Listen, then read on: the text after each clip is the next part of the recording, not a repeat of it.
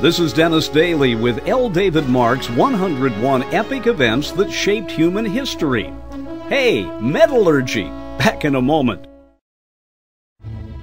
Metallurgy is a fancy word and a complicated process, but man's first use of metal begins 9,000 years ago as Neolithic communities begin hammering pure copper into knives and sickles.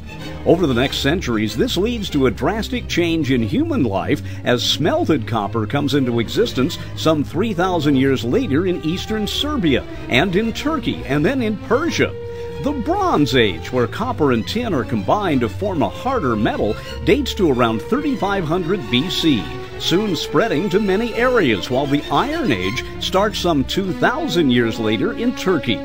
Mankind finds metals, another of L. David Mark's 101 Epic Events That Changed History. I'm Dennis Daly.